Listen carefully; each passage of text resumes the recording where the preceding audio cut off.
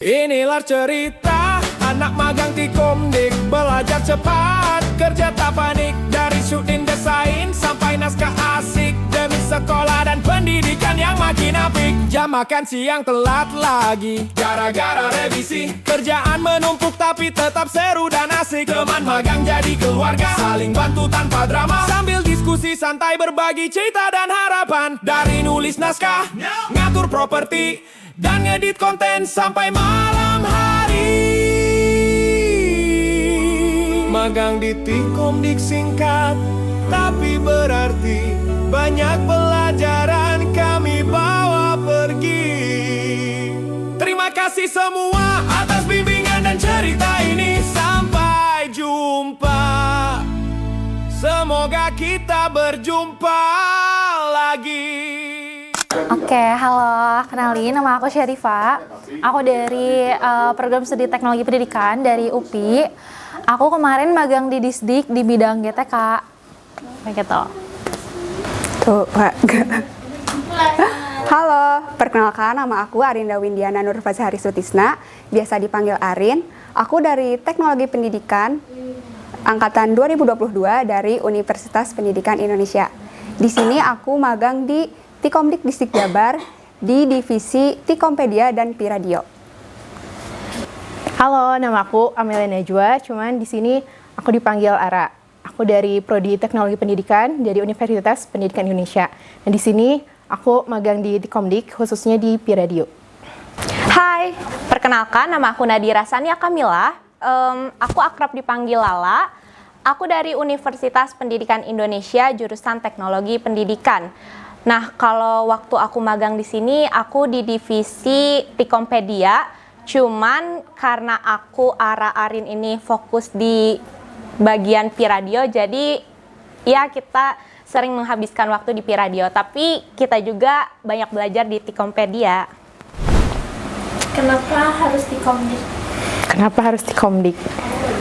Pertama tuh karena memang sebelum kita apply magang, kita tuh diarahin sama dosen tuh memang untuk sosialisasi dulu atau kayak cari-cari saran, bukan saran sih jatuhnya, referensi gitu dari beberapa cutting yang memang udah pernah magang.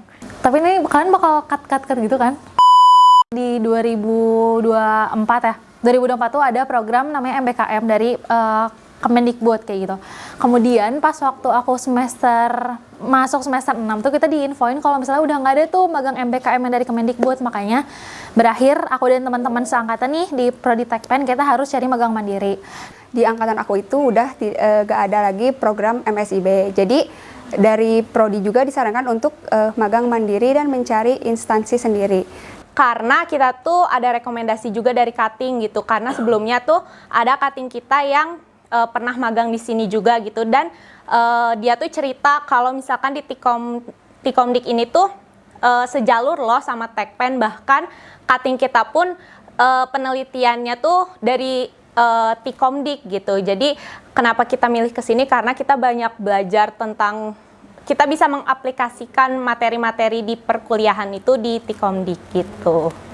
Ada nggak sih pengalaman yang berkesan selama magang? Mungkin banyak ya, salah satunya dulu aku tuh berkesan banget aku dilibatin sama teman-teman di acara openingnya Nganjang Kawarga, di mana kita tuh jaga stand Disdik dan kita bertemu dengan orang-orang hebat gitu, salah satunya dengan gubernur, wali kota, dan banyak lagi gitu orang-orang hebat yang datang ke acara tersebut. Ini sih, apa ya, lebih ke skill sih kalau dari magang tuh. Pertama dari yang memang aku nggak tahu apa itu Adobe Illustration, nggak apa itu siaran radio, ternyata aku banyak ambil pelajaran terkait media di sini. Salah satu yang bikin aku berkesan dan yang bisa aku bawa pulang banget tuh ketika pas aku siaran radio. Di situ kan kita dikasih arahan juga terkait gimana sih kita harus mengelola emosi atau mengelola diri kita sendiri ketika kita siaran langsung gitu. Dari situ aku kayak ngerasa gitu, ternyata untuk siaran pun kita perlu membawa emosi kita sendiri, harus kontrol emosi kita sendiri untuk membawakan si siaran itu kepada banyak orang gitu.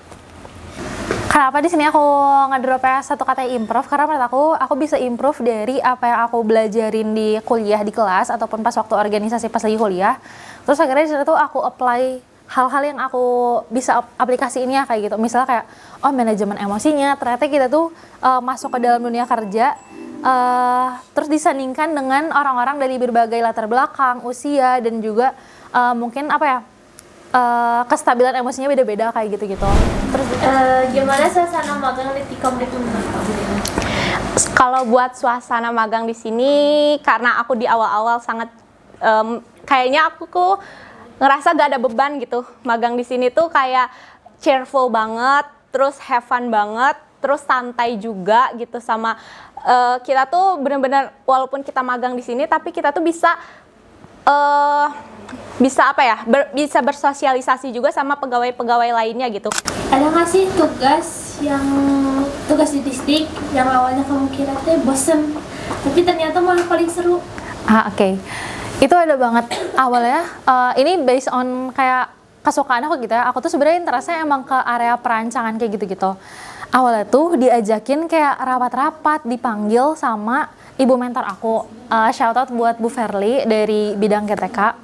Nah, aku tuh awalnya diminta untuk kayak, yaudah Neng ikut rapat ya, dan lain-lain, bikin notul. Awalnya kayak di notul pertama kedua tuh kayak, masih konten nih gue dengan isinya si rapat tersebut tuh apa dan kayak gimana.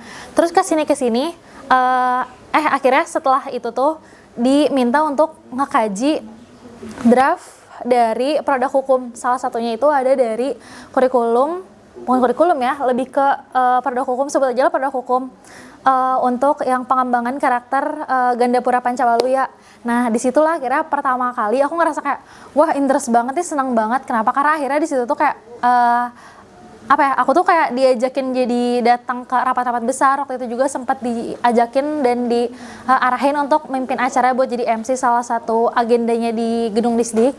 Terus udah gitu tuh, ikut juga ngobrol sama beberapa pimpinan atau mungkin sekarang bisa sebut saja Thomas dari beberapa daerah yang ada di Jawa Barat untuk kayak nyusun si kurikulum tersebut tuh mau apa sih, landasannya mau kayak gimana sih, terus nilai-nilai luhur dan juga nilai-nilai ke-Jawa Baratannya itu mau apa aja sih yang diambil, seni budayanya, kepemimpinannya, keteladanannya, dan lain-lain kayak gitu. Ini sih waktu siaran radio, waktu aku awal pertama kali itu tuh aku mikirnya kayak siaran radio tuh bener-bener kayak aduh aku nggak bisa ngomong di depan, makanya di depan kayak bukan kamera sih, jatuh di mic kan, karena kalau siaran radio pasti didengar sama banyak orang juga. Nah di situ aku udah mikir kayak udah negatif banget gitu kalau misalkan aku siaran radio, takutnya ketika aku ngomong tuh ada yang salah atau ada yang kurang. Dan ternyata pas aku udah coba apply beberapa bulan di sini, apalagi dikasih waktu juga untuk siaran radio di atas tuh selama 2 bulan kalau nggak salah. Nah pas aku coba siaran di sana ternyata nggak semenakutkan itu dan nggak sesulit itu ternyata untuk siaran tuh. Kalau kan memang dari kitanya kan udah diarahin dulu dari awal gitu dari mentornya gitu. Lebih suka siaran di radio atau di Tikompedia?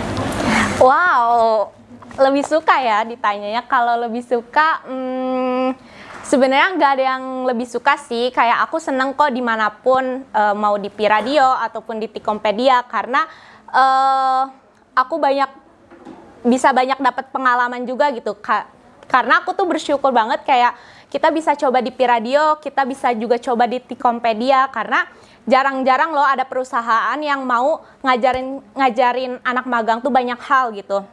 Jadi dari awal pun waktu aku wawancara di Tikomdik ini pun sempat di-mention katanya nanti kalian bisa banyak belajar kok, kalian bisa belajar tentang videografi, kita bisa belajar tentang fotografi, terus tentang siarannya juga kita bisa belajar, atau mungkin di divisi-divisi lainnya gitu. Dan ternyata benar gitu, kita bisa coba banyak hal di sini. Jadi kalau ditanya seruan mana, punya plus minusnya masing-masing gitu. Kayak misalkan kalau di Radio itu awalnya aku tertarik karena itu siaran gitu. Kayak dari dulu tuh aku tuh pengen cobain banget kayak jadi penyiar radio tuh kayak gimana sih gitu. Cuman kan kalau buat jadi penyiar radio kan pasti perlu sebelumnya tuh perlu belajar dulu gitu, pasti ilmu komunikasi, terus kayak gimana cara membawakan narasinya gitu. Jadi Tapi di Piradio aku bisa mencoba gitu, bisa mengekspresikan diri aku gitu. Terus kalau di Tiktopedia juga aku suka karena ya aku bisa banyak belajar tentang bagaimana cara membuat konten-konten, kayak dari mulai penyusunan naskah, terus kayak mulai syuting-syuting kayak gini gitu. Jadi aku tuh kayak, oh ternyata kalau di di perusahaan-perusahaan atau di instansi-instansi tuh kayak gini loh, kalau kita mau syuting-syuting kita harus siapin ini, dari mulai teksnya, dari mulai siapa nih aktornya atau siapa yang bakal jadi aktornya gitulah. Terus kayak alat-alatnya juga kayak kita jadi banyak belajar di sini, karena kan ya kita belum tentu kita punya punya alat-alat ini pribadi gitu kan. Tapi kalau di sini kita jadi bisa coba kayak, oh ternyata ini tuh lighting buat ini, nanti fungsinya ini gitu. Karena di kuliahan juga kan kita sempat ada mata kuliah fotografi dan videografi juga gitu. Cuman kalau di kampus kan kita pakai alatnya tuh ganti-gantian gitu ya sama mahasiswa lainnya gitu. Tapi kalau di sini kita bisa kayak cobain mengoperasikan alat-alatnya sendiri gitu. Jadi kalau ditanya sukaan mana, aku suka dua-duanya. Sebutin keahlian baru yang kamu dapat dari magang di Tiktopedia. Banyak juga. Memang salah satunya mungkin yang paling aku suka tuh dulu ketika editing sama mixing di Adobe Podcast. Dimana aku tuh dulu pernah belajar juga di media audio, cuman kita diajarin cuman hal-hal basic doang gitu. Tapi ketika aku magang di sini kita diajarin editing, mixing sampai kita tuh bisa membuat audio, konten-konten audio untuk di Piradio Distrik Jabar gitu, radionya Distrik Jabar kayak gitu. Ada nggak sih hal momen yang memalukan di Tiktopedia? Apa ya? Ini sih waktu pas jam istirahat biasanya. Enggak, bukan. Waktu jam istirahat biasanya kan kita tuh jam istirahat suka ke bawah kan. Ke bawah makan biasanya di ruang kelas. Terus biasanya habis dari ruang kelas kita tuh kan suka sholat dulu kan. Nah pas sholat itu kita biasanya suka ketiduran di situ sampai nggak tahu waktu, sampai bisa itu sampai asar. Dan pas kita lagi sholat di situ kadang suka ada pegawai juga yang lihat itu sih, kayak ngerasa aduh malu lagi, masa anak magang tidur gitu di di musola di jam kerja. Itu sih yang bikin malu. Kayaknya nggak ada yang unik sih, cuman yang aku notice adalah, oh ternyata aku tuh baru nggak kalau di distrik tuh mereka kalau misalkan ada jajanan di depan itu cuma ada hari Jumat. Ini bukan kebiasaan unik atau aneh ya, lebih ke kayak, oh aku baru tahu kalau misalnya nyari jajanan itu cuma bisa hari Jumat, karena yang banyak banget tuh pas hari Jumat. Karena di hari kayak Senin sampai Kamis, maksudnya itu tuh nggak ada yang jualan di depan gitu, jadi kita cuma jajan ke kantin atau izin untuk pergi keluar kantor buat jajan kayak gitu. Mungkin kalau kejadian unik ya, kejadian lucu. Ya, kejadian lucu kita tuh bisa sefrekuensi gitu sama bapak-bapak yang ada di Tiktopedia ini. Ada nggak sih tugas yang susah gitu di Tiktopedia? Oke, kalau susah, kalau dari aku itu mungkin kalau udah dapet job desk terkait desain grafis kali ya. Karena aku tuh kurang mahir atau kayak jarang banget mengoperasikan Photoshop, terus Adobe Illustration yang kayak gitu-gitu. Jadi menurut aku itu paling susah sih. Ya paling kan aku ya seringnya pakai Canva gitu ya. Kayak ya itu kayak semua mahasiswa juga pakai Canva gitu saat ini. Jadi ketika kayak dapat tugas tentang desain grafis, aku lumayan agak takut gitu, nggak bisa gitu. Tapi lagi-lagi di sini tuh kita tempatnya buat belajar juga gitu. Jadi kita tuh di sini tuh nggak dijudge kayak kenapa kamu nggak bisa, kenapa gini. Tapi kita tuh justru diajarin gitu sama akang teteh pegawai di sini gitu, kayak Teh Uci, Kang Sandi, Teh Gian dan lain-lain. Yang pastinya tuh deg-degan ya, takut banget gitu. Apalagi kalau misalnya Kang Sandinya udah nelponin terus lihat ekspresi mukanya yang kayak udah gimana gitu. Tapi Dari situ aku belajar bahwa kita tuh harus bisa menghargai waktu dan kita harus bisa membedakan kita dikasih tugas di kampus dan kita dikasih tugas gitu di tempat magang kayak gitu. Hal apa yang kamu rinduin saat magang? Yang paling dikangenin kalau pas kemarin magang adalah kangen banget kalau misalkan nyapa-nyapa setiap pagi, karena setiap pagi tuh kita tuh sebetulnya tap in lah ya, so kayak halo selamat pagi Bu, selamat pagi Pak, kayak gitu-gitu. Itu sih yang dikangenin, dan setiap pulang tuh selalu dibilang kayak hati-hati di jalan Neng dan lain-lain kayak gitu-gitu. Masa kayak oh ramah banget ya orang-orangnya, masa kayak kita akhirnya belajar dan juga bisa berdampingan gitu sama kayak yang orang tua, sebut saja mungkin bisa seumuran sama orang tua kita kayak gitu. Tapi kayak oh dengan kayak awalnya kita stranger tapi kayak oh bisa juga sih karena mereka baik, welcome, dan kita juga alhamdulillahnya welcome dan bisa mingle juga sama mereka kayak gitu. Kalau kamu balik lagi ke hari pertama magang, apa nasihat yang kamu kasih buat diri kamu sendiri? Nasihat.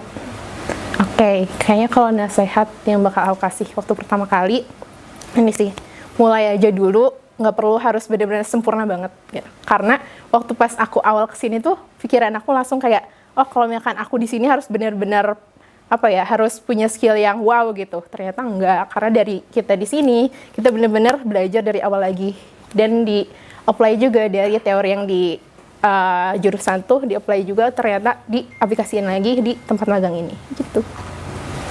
Kasih pesan-pesan buat Tikomdik ke depannya.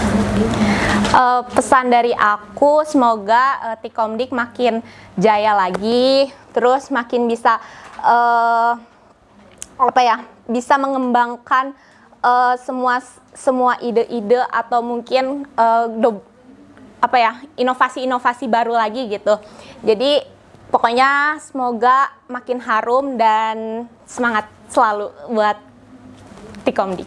Inilah cerita anak magang Tikomdik, belajar cepat, kerja tak panik, dari syuting desain sampai naskah asik, demi sekolah dan pendidikan yang makin apik. Jam makan siang telat lagi gara-gara revisi, kerjaan menumpuk tapi tetap seru dan asik. Teman magang jadi keluarga, saling bantu tanpa drama, sambil diskusi santai berbagi cerita dan harapan. Dari nulis naskah, ngatur properti, dan ngedit konten sampai malam hari. Magang di Tikomdik singkat tapi berarti, banyak pelajaran kami bawa pergi. Terima kasih semua atas bimbingan dan cerita ini. Sampai jumpa, semoga kita berjumpa